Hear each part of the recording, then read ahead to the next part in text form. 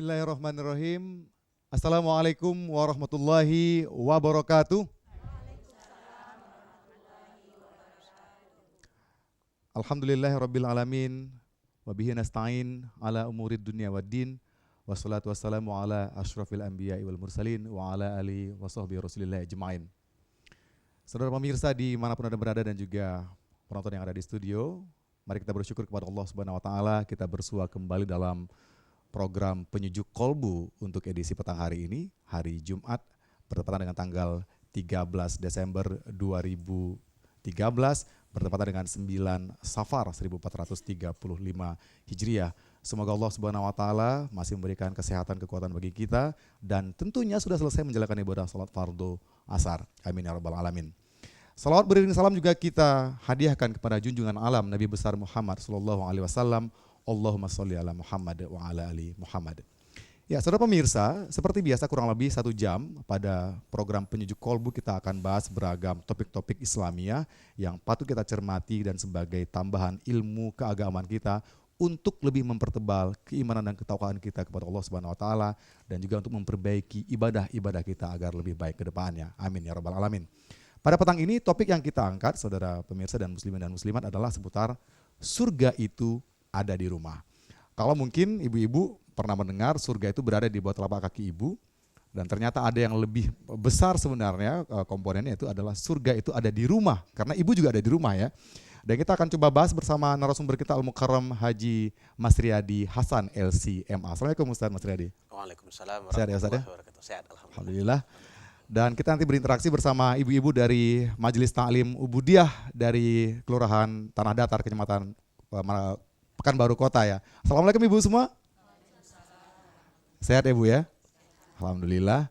Dan nanti juga bisa berinteraksi bersama Pak Ustadz kita bagaimana sebenarnya surga itu ada di rumah. Jadi kalau selama ini yang ada cuman periuk ya bu ya. Ada lemari es, ada sofa di rumah, tapi ternyata juga surga ada di rumah. Tapi seperti apa gambaran ini kita akan coba bahas bersama Pak Ustadz Mas Riyadi. Namun sebelum kita akan mencoba membahas topik ini, saudara pemirsa, kita akan dengarkan terlebih dahulu pembacaan ayat suci Al-Quran yang disertai dengan terjemahan bersama Qori'ah Sarmawati dan sari tilawah oleh Umi Riani membacakan Quran Surah Al-Hajj dimulai dari ayat 23. Silakan. Assalamualaikum warahmatullahi wabarakatuh.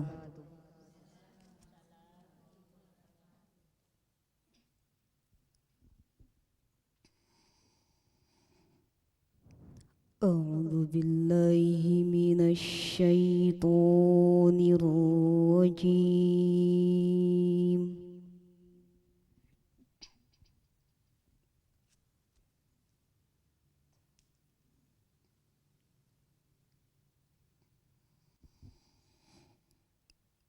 Bismillahirrahmanirrahim.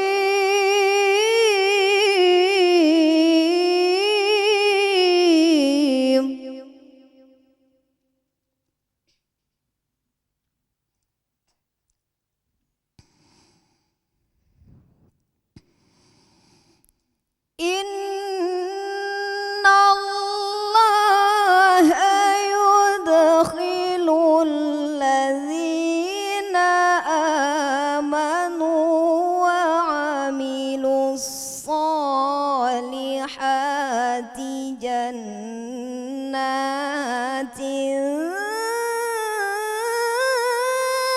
tajri min tahtihal anhar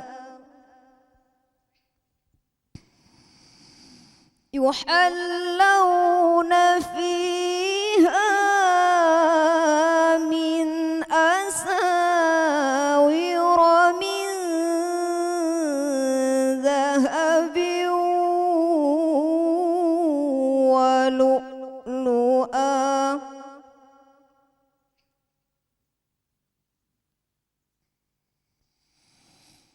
wa libasuhum fiha harir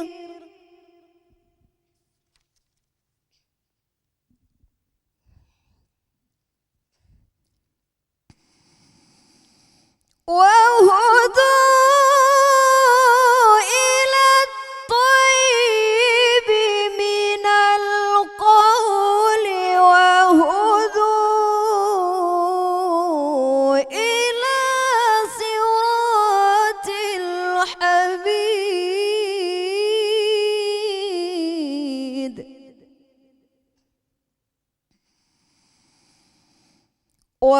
وهدوا إلى الطيب من القول وهدوا إلى صراط الحميد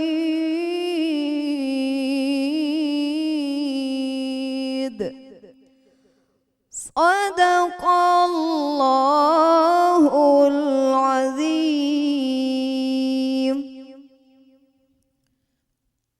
Aku berlindung kepada Allah dari godaan setan yang terkutuk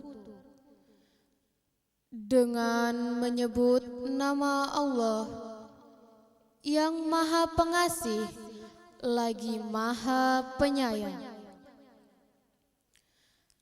Sesungguhnya Allah memasukkan orang-orang yang beriman dan yang mengerjakan amal soleh ke dalam surga-surga yang di bawahnya mengalir sungai-sungai. Di surga itu mereka diberi perhiasan dengan gelang-gelang emas dari mutiara dan pakaian mereka adalah sutra. Dan mereka diberi petunjuk kepada ucapan-ucapan yang baik dan ditunjuki pula kepada jalan Allah yang terpuji. Maha benar Allah dengan segala firman-Nya. Assalamualaikum warahmatullahi wabarakatuh.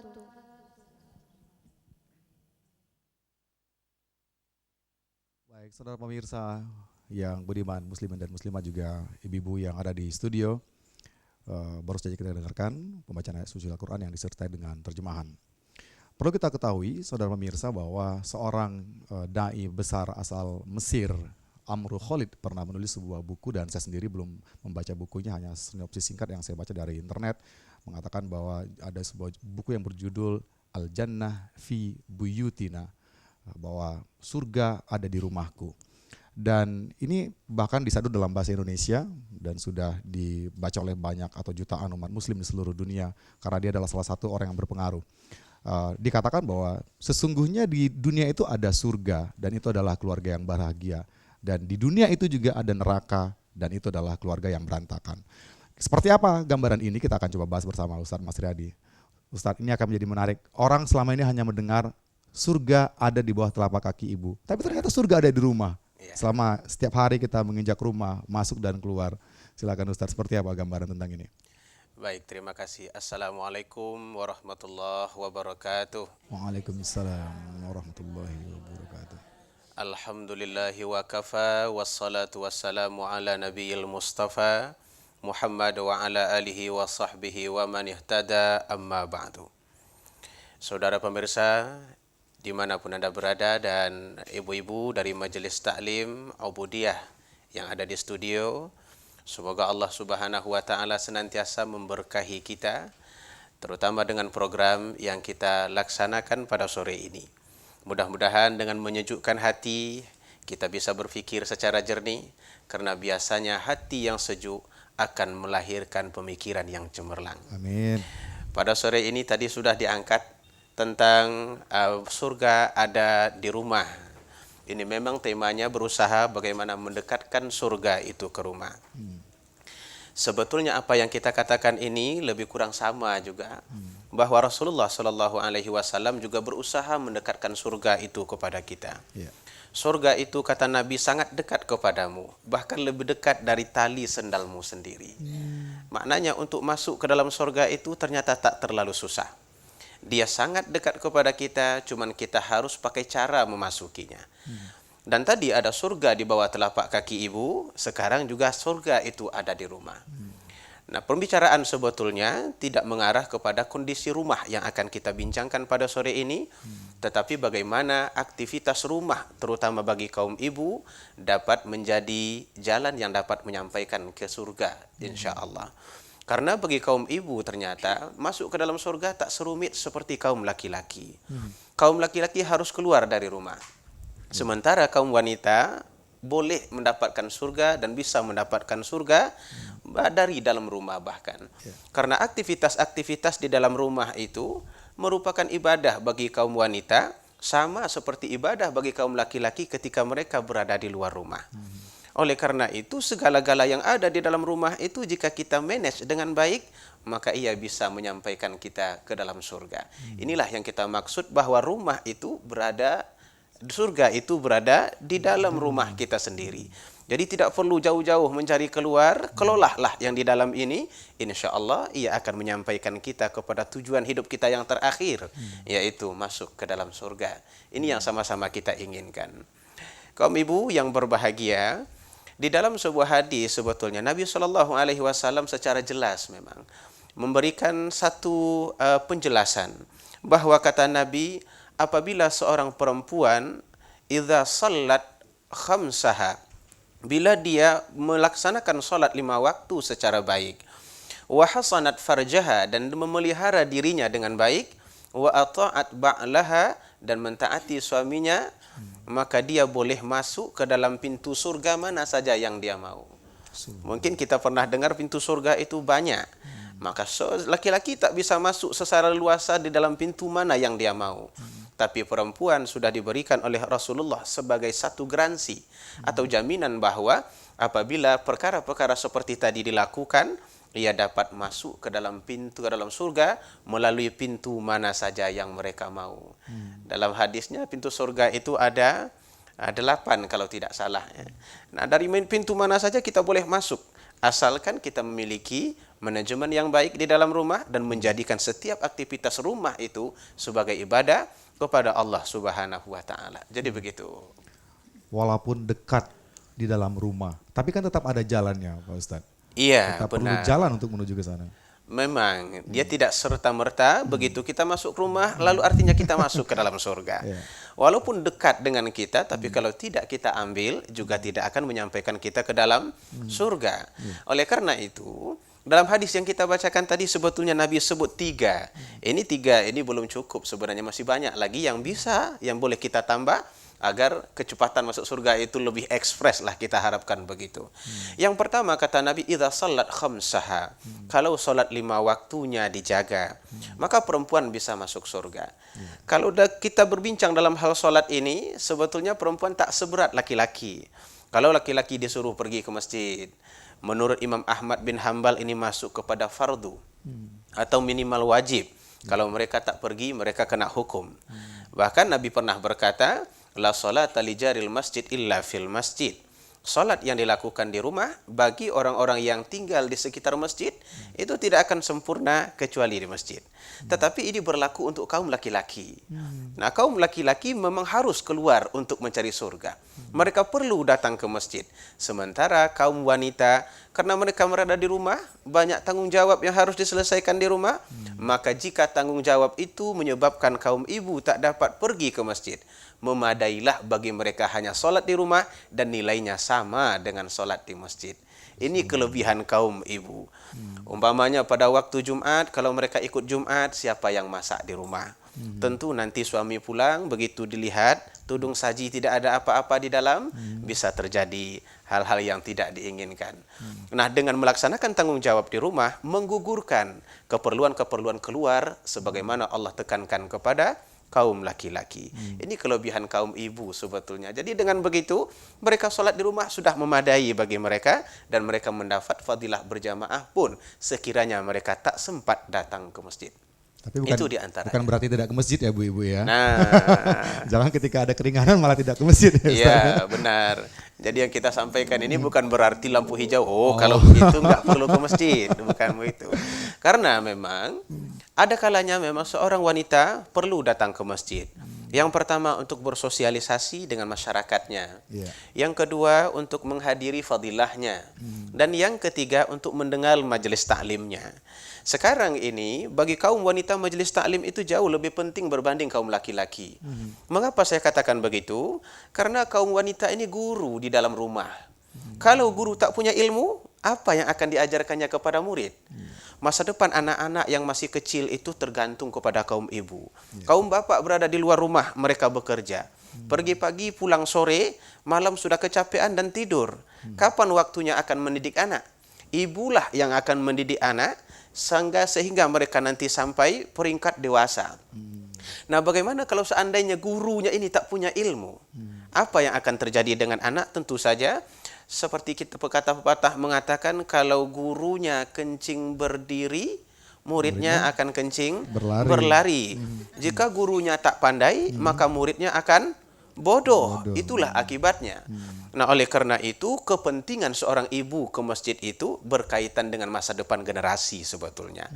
Nah, namun kalau kita larikan kembali kepada sholat tadi, mungkin bagi mereka sudah tidak dibebankan seperti laki-laki datang, mereka sudah mendapatkan fadilahnya. Tapi kalau mau datang adalah baik, sebab Nabi SAW juga pernah berkata, la tamna'u ima Allah masajidallah. Janganlah seorang laki-laki atau seorang suami melarang istrinya keluar dari rumah untuk pergi ke masjid. Ke masjid dilarang, ke mall tak dilarang, itu malah berbahaya sebetulnya. Nah, kalau memang dia ingin pergi ke masjid untuk beramal ibadah, dicela seorang suami yang menghalang-halangi istrinya, karena itu adalah tempat terbaik di atas bumi. Ahabbul makan indallah al-masajid. Tempat yang paling dicintai oleh Allah adalah masjid. Dan tempat yang paling dibenci oleh Allah adalah pasar. Maka semakin sering kita ke masjid akan semakin muncullah kebaikan. Tapi semakin sering kita ke pasar, akan semakin muncul pula keburukan. Walau bagaimanapun bagi seorang wanita yang ingin datang ke masjid perlu mematuhi aturan-aturan yang berlaku.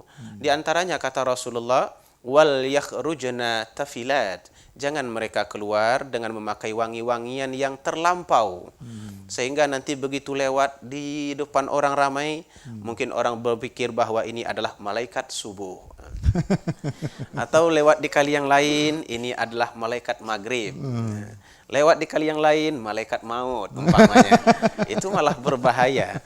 Nah, inilah kode etik diantaranya yang harus dipatuhi oleh kaum wanita jika ingin melaksanakan ibadah di masjid. Selain dari itu mungkin buatlah community sendiri, pintu sendiri tanpa mengangkat suara sehingga orang yang melaksanakan amal ibadah tidak terganggu oleh kehadiran wanita. Kaum ibu yang berbahagia yang berada di studio, jadi itulah keistimewaan kaum ibu ini. Jika mereka tak pergi pun mereka sudah dihitung sama mendapat nilai seperti orang pergi. Baik. Itu insya Allah. Kita akan coba dalami nanti juga dan kita akan berinteraksi bersama ibu-ibu dari Majelis Taklim Ubudiyah. Saudara pemirsa, kita akan simak dulu nasyid berikut ini dari tim nasyid Salsabila dari Sigma Entertainment dengan sebuah lagu yang pertama, Aku Muslim. Silakan.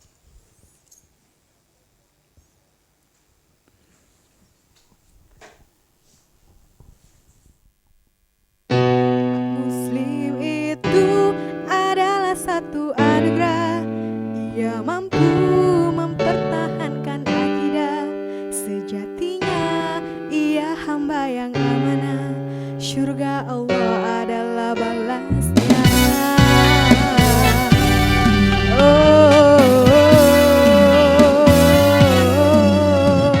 Muslim, aku muslim. Fitra mulia tergenggam indah.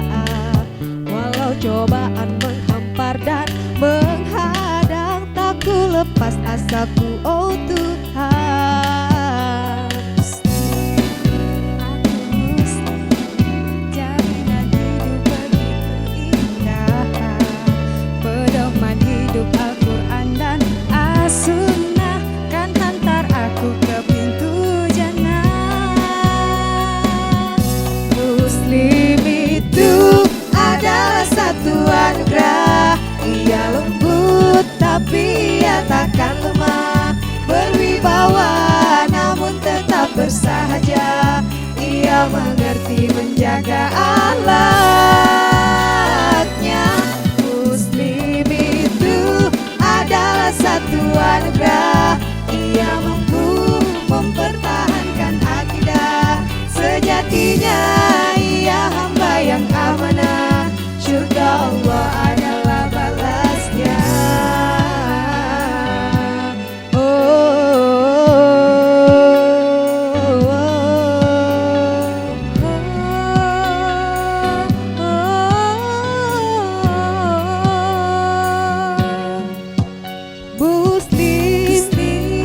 Muslim, jalinan hidup begitu indah, pedoman hidup Al-Quran dan As-Sunnah kan hantar aku ke pintu jannah. Muslim itu adalah satu anugerah, ia lembut tapi ia takkan lemah, berwibawa namun tetap bersahaja.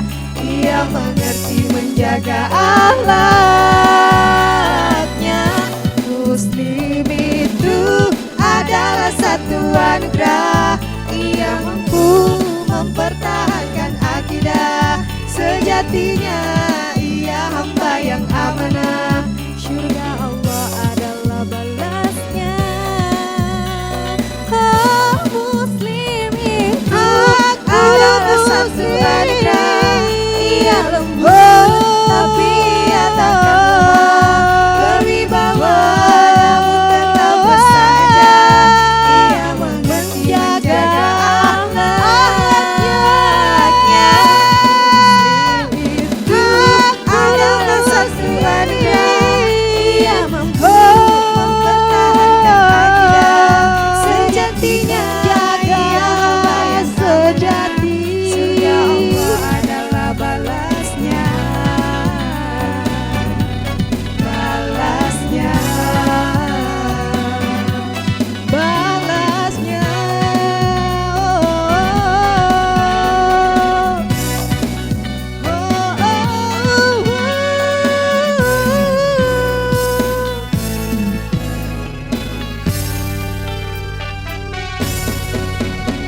Aku Muslim.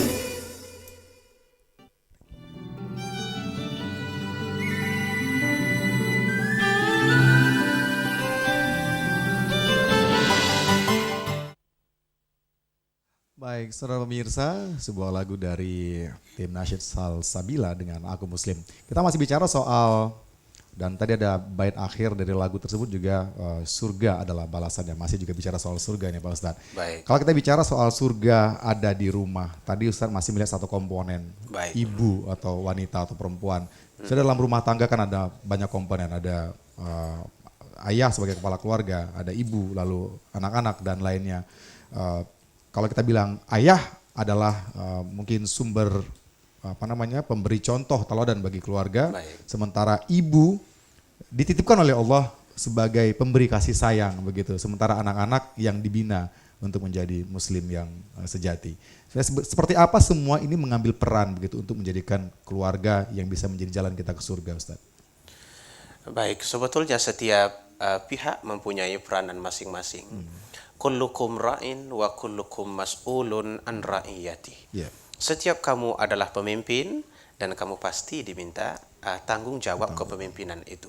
Seorang suami adalah pemimpin di dalam rumah tangganya. Ar-rijal qawwamuna 'alan nisa. Laki-laki adalah pemimpin bagi wanita. Sementara wanita adalah pemimpin fi baiti zaujiha, di rumah suaminya. Maknanya setiap orang diletakkan dalam peringkat pemimpin yang berbeda. Dan melaksanakan kepemimpinan itu termasuk di antara cara-cara untuk meraih surga yang kita sebutkan tadi. Innallaha ya'murukum an tu'addul amanati ila ahliha. Sesungguhnya Allah menyuruh kita supaya kita menjalankan amanah. Sekarang Allah Subhanahu wa taala amanahkan istri kepada kita. Bagi istri pula Allah amanahkan suami kepadanya, dan Allah amanahkan anak-anak kepadanya.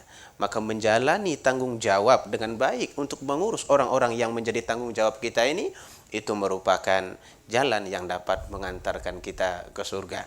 Dan itu adalah perbuatan baik yang sangat dicintai oleh Allah Subhanahu wa taala.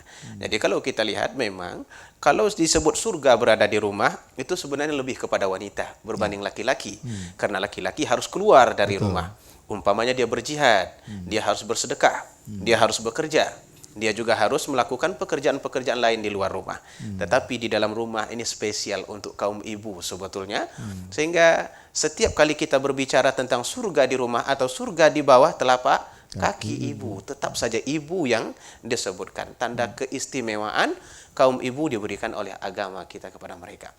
Nah kalau misalnya suami pulang, artinya kan atau anak-anak setelah pulang dari aktivitas, mereka kan ingin mencari jalan juga melalui ibu, melalui istri. Baik. Begitu. Apa yang mesti mereka lakukan begitu Pak Ustadz? Baik, sebetulnya baik anak ataupun istri yang berada di rumah itu mempunyai peluang yang sama untuk meraih apa yang diinginkan oleh hidup kita, terutama surga yang kita sebutkan. Ada satu konsep di dalam surah At-Tur, Allah Subhanahu wa taala sebutkan, "Walladzina amanu wattaba'athum dzurriyyatahum biiman." Orang beriman yang diikuti oleh keluarganya beriman. Anaknya beriman, istrinya beriman, maka Allah Subhanahu wa taala akan himpunkan mereka semuanya di dalam surga. Kalau sudah begitu adanya, maka cinta yang sebetulnya adalah cinta keimanan bersama. Bagaimana seorang ibu nanti bisa berperanan menanamkan akidah kepada anak? Seorang suami menanamkan dan mendidik istri menjadi orang-orang yang beriman benar, maka mereka akan melahirkan kecintaan sejati. Itu yang disebut dengan cinta dunia akhirat. Tapi kalau cinta di dunia masuk neraka di akhirat nanti, berarti tak cinta dunia akhirat namanya. Kita maunya keluarga itu kita jadikan sebagai jalan untuk menempuh dan menuju ke dalam surga. Salah satu di antaranya tadi bagi wanita adalah peliharalah ibadah sekalipun hanya di dalam rumah.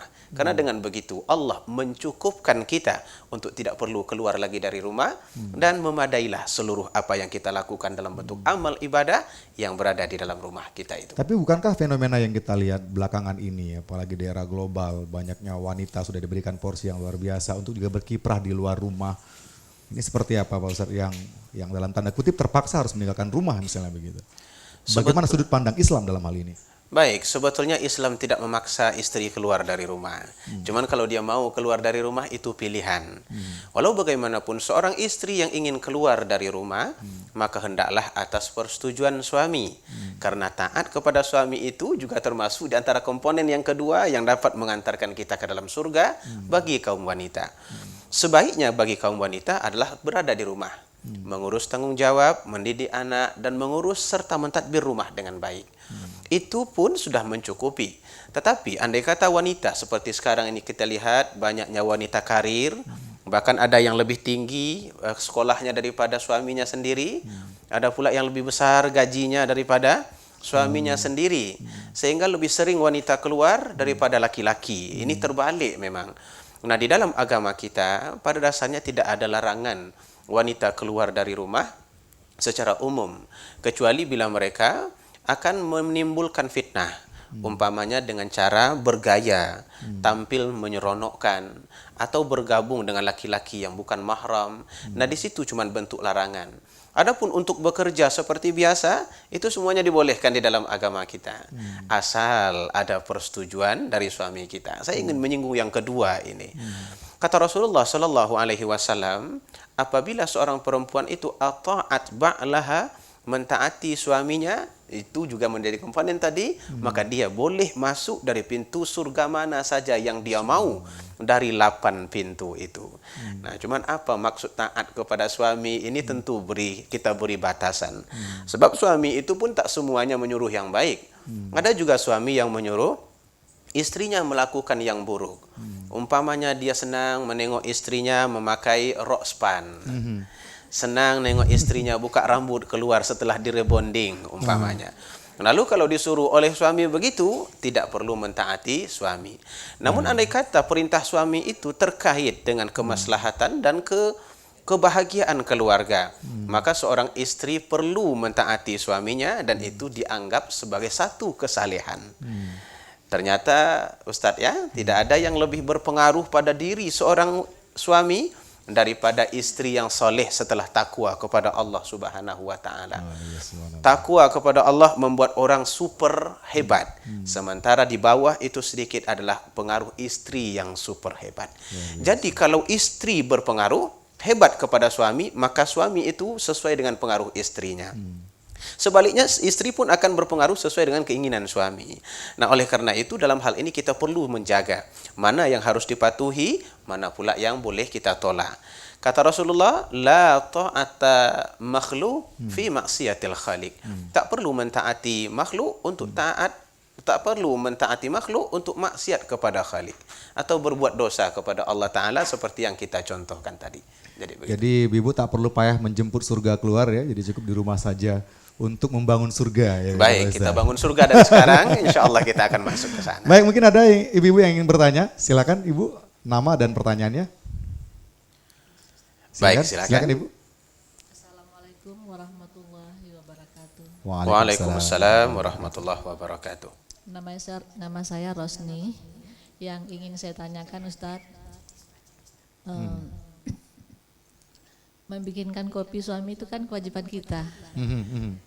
Tapi karena kita kadang-kadang lagi mandi, kadang sedang makan, dia bikin kopi sendiri Ustadz, apakah berdosa kita? Self service kalau bahasa kita ya. Baik. Baik. Terima yang kasih. Pertama, Ustadz, yang pertama ya. Yang kedua, kalau kita lagi pergi sholat misalnya ke masjid, kadang pergi arisan atau pergi wirid, kita enggak ngomong sama suami. Misalnya dia lagi tidur, apa berdosa kita Ustaz? Baik. Terima kasih. Assalamualaikum warahmatullahi wabarakatuh. Waalaikumsalam warahmatullahi wabarakatuh. Fenomena yang sering dihadapi oleh ibu-ibu di rumah nih Pak Ustadz. Baik.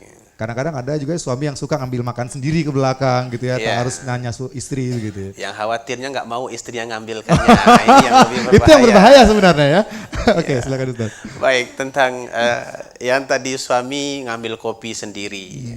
Nah, sebetulnya walaupun di situ ada pembagian job yang jelas di dalam agama, karena konsep ar-rijalu qawwamuna 'alan nisa, lelaki adalah pemimpin bagi wanita, yang membagi job pelayanan itu perempuan yang memberi, sementara belanja laki-laki yang memberi. Sedemikian agama kita mengatur.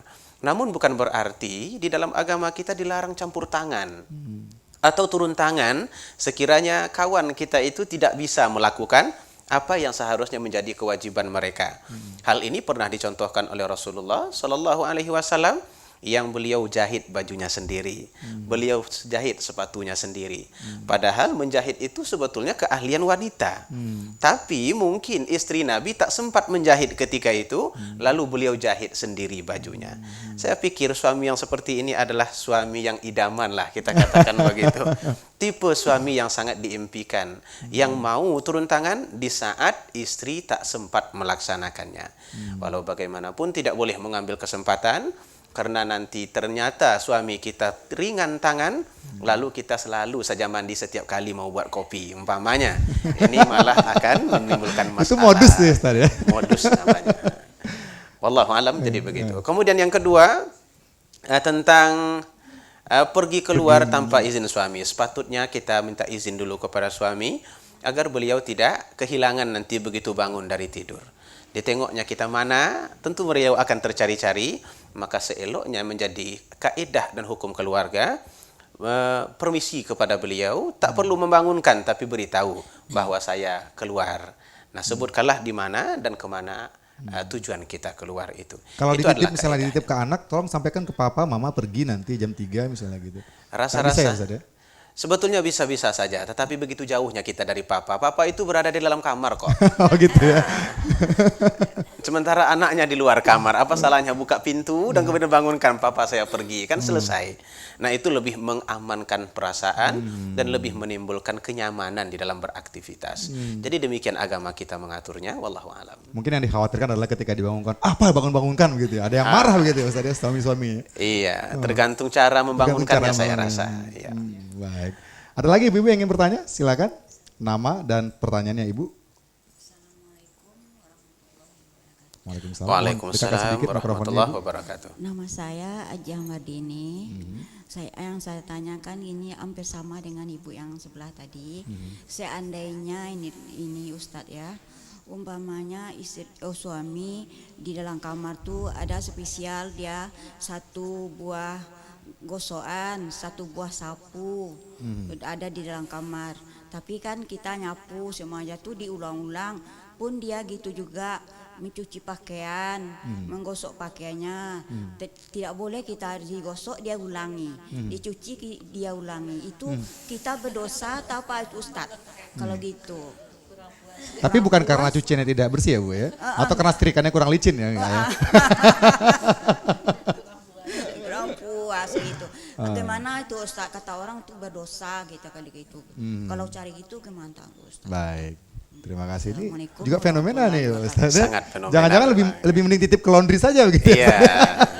Silakan Ustaz. Baik, memang persoalan seperti itu kadang-kadang dianggap remeh dan ternilai remeh, tetapi bisa saja mengganggu karena melihat setrikaan kita disetrika lagi atau cucian kita dicuci lagi, itu akan menimbulkan perasaan yang kurang nyaman di dalam hati kita. Ada satu konsep lagi yang harus kita selalu budayakan di dalam kehidupan berkeluarga, namanya komunikasi. Komunikasi antara suami dan istri ini sebetulnya boleh bebas. Ya, dan boleh bertanya apa yang kurang dari gosokan saya umpamanya. Atau apa yang kurang dari cucian saya. Dan suami pun tidak ada salahnya kalau berterus terang. Ini kurang licin, ini mungkin dobinya kok 3, sehingga beliau tak begitu nyaman memakainya, sudutnya terlalu banyak misalkan. Maka seorang istri pun bila dikritik dengan kritikan yang baik, harus mampu menerima kritikan itu sebagai satu tunjuk ajar, agar kita menjadi lebih baik di masa yang akan datang. Adakah kita berdosa kalau seperti itu?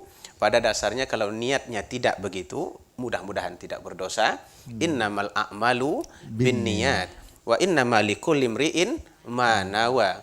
Sesungguhnya setiap perbuatan kita tergantung niatnya. Kalau niatnya memang karena nggosoknya ogah-ogahan misalkan, Saking numpuknya begitu. saking numpuk umpamanya, jadi diputar setengah aja. Sehingga kalau lalat pun diletakkan di situ nggak mati lalatnya umpamanya. Akhirnya nggak rapi.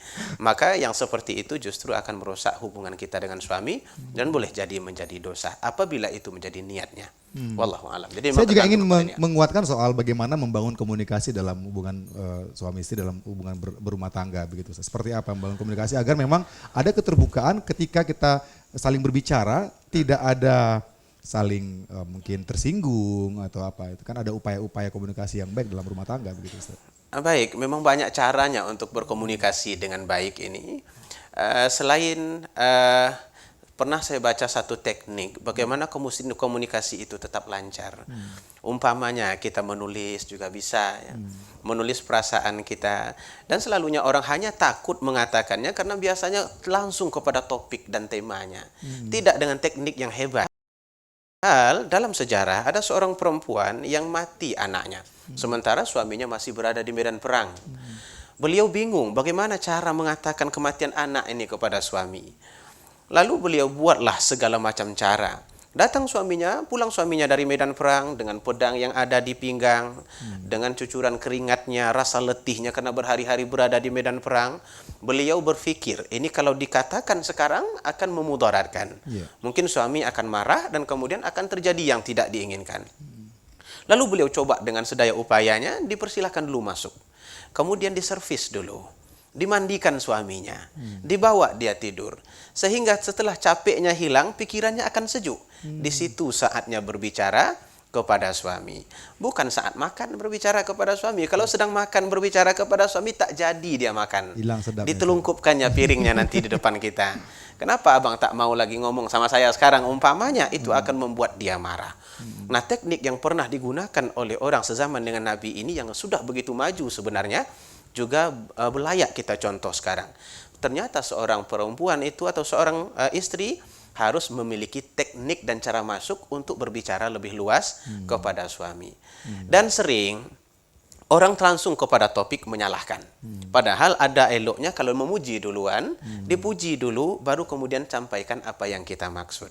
Atau katakan bahwa kita senang, tapi sedihnya di sini. Nah, dengan demikian akan nampaklah keseimbangan antara apa yang diperbuatnya yang baik dengan kekurangan yang ada padanya. Namun walau bagaimanapun yang lebih baik adalah bersabarlah dalam menghadapinya.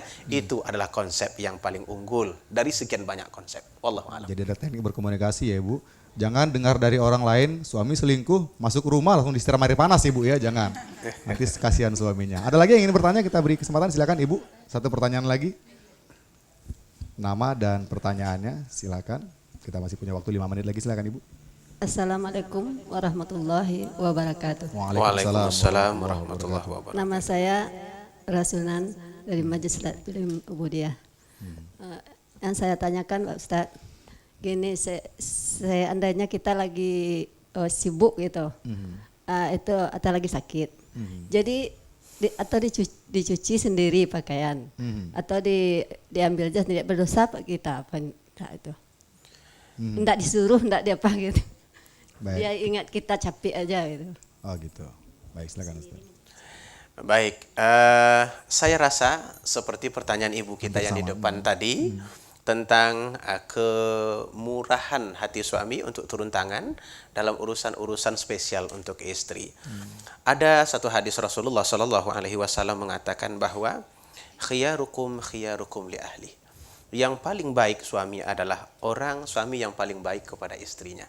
Wa ana, kata Nabi, dan saya adalah orang yang paling baik kepada istri saya. Kebaikan Nabi itu tidak hanya dalam bentuk ucapan, tetapi dalam bentuk beliau mau bekerja sama, sehingga dalam menyelesaikan perkara-perkara yang kecil pun beliau tidak pernah merasa segan. Apalagi dalam kondisi seperti yang ditanyakan, kita sakit, nyuci tentu tak mungkin. Lalu dia ambil alih, itu artinya beliau adalah orang yang sangat paham. Nah, kalau memang berat tinggal antar ke laundry saja sebetulnya sudah selesai. Tetapi ingin beliau perlihatkan pula, boleh jadi dengan mencuci itu dia bisa merasakan inilah yang dirasakan oleh istri saya. Ternyata sakit pinggang menyuci itu. Lalu haruskah dengan hal-hal kecil saya hilangkan pengorbanannya yang menyuci sampai sakit-sakit begini? Itu malah yang akan menumbuhkan perasaan bersama dan perasaan sayang di dalam hati kita. Mudah-mudahan beliau selalu nyuci nanti. Asal tidak diperintah begitu ya Ustaz? Asal jangan diperintah. Insyaallah. Baik. Kita punya waktu sangat singkat Ustaz, tapi kira-kira apa lagi hal-hal yang perlu diketahui oleh terutama kaum suami atau mungkin juga anak-anak agar bisa mengambil hikmah dari keberadaan seorang ibu yang bisa menjadi jalan kita menuju surga di dalam rumah.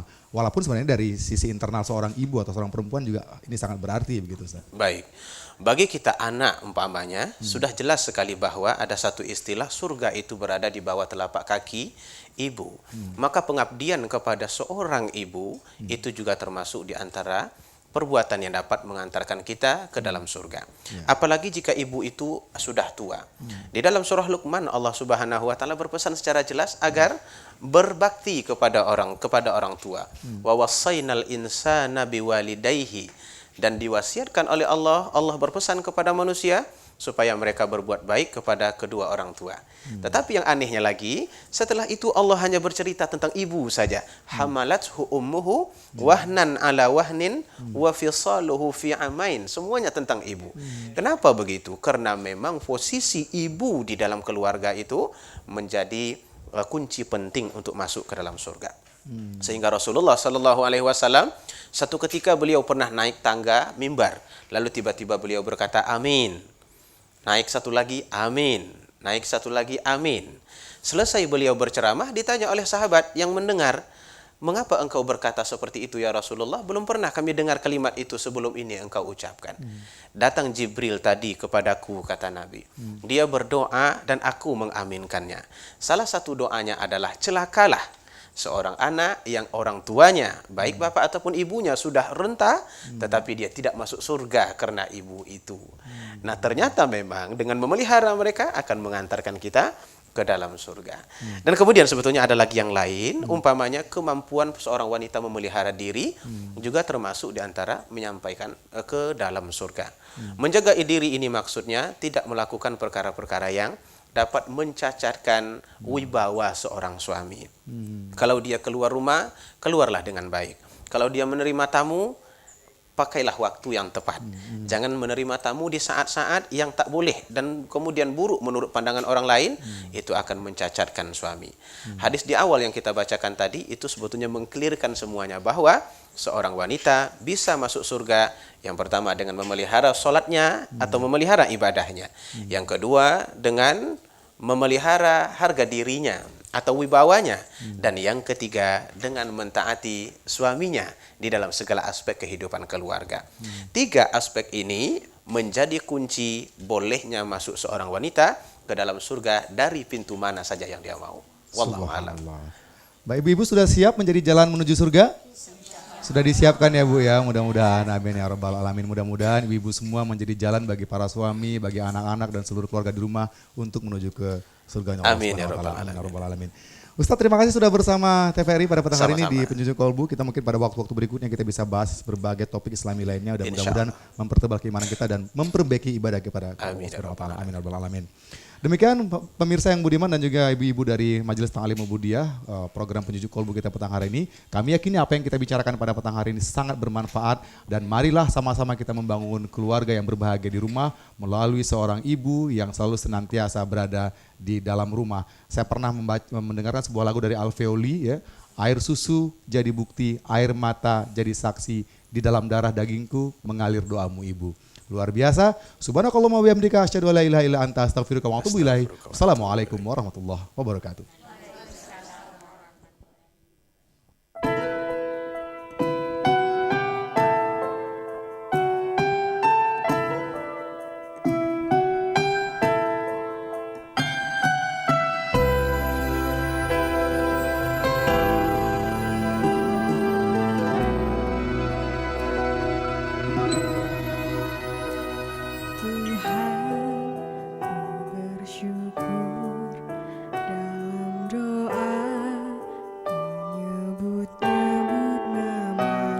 Tuhan, jaga daku dari dosa yang mungkin tak sengaja. Dari sampai datangnya malam, dari malam sampai datangnya pagi. Kulang-ulang terus kalimat Tuhanku, agar aku dekat, selalu dekat. Ulang-ulang terus kalimat Tuhanku, agar aku ingat, selalu ingat.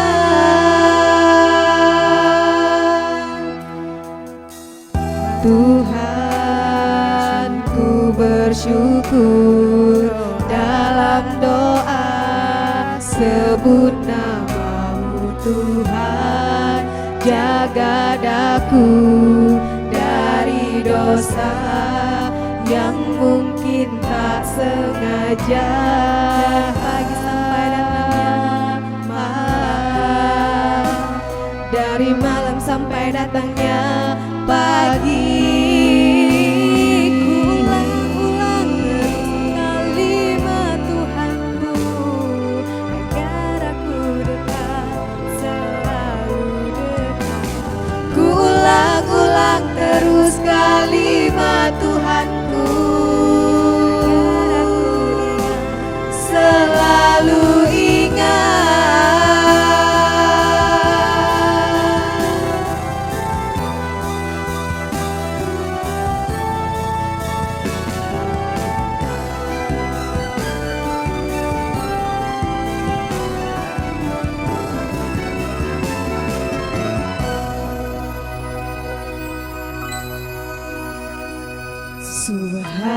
Subhanallah, Maha Suci Allah, Alhamdulillah, segala puji bagi Allah. Allahu Akbar, Allah Maha Besar, Allah, Allah, Allah. Ku ulang-ulang terus kalimat Tuhanku, agar aku dekat, selalu dekat. Ku ulang-ulang terus kalimat Tuhanku.